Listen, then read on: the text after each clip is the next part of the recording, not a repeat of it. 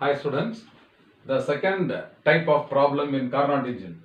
A Carnot engine has the same efficiency when it is operated between 100 Kelvin and 500 Kelvin. Second, T Kelvin and 900 Kelvin. In both the cases, it is having the same value of efficiency eta.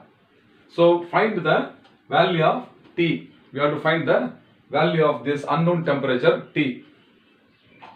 Okay, now case 1 we will take first. In the first case, the higher temperature is 500 Kelvin.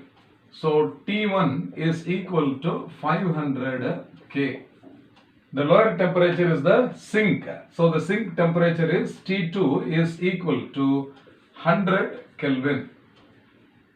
Okay, here what is the efficiency first? Efficiency eta is equal to 1 minus T2 by T1.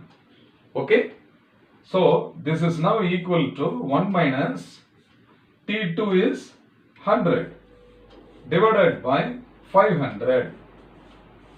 So 0 and 0 get cancelled. So this is equal to 5 minus 1 by 5. So 5 minus 1 divided by 5.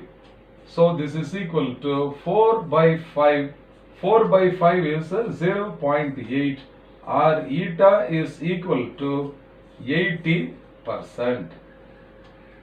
Okay students, I hope this first step you must have understood.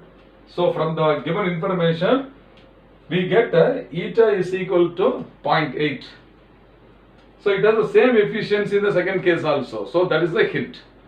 So in the second case now, eta is equal to 0.8 and T1 is equal to 900. Okay, T1 is equal to 900 K.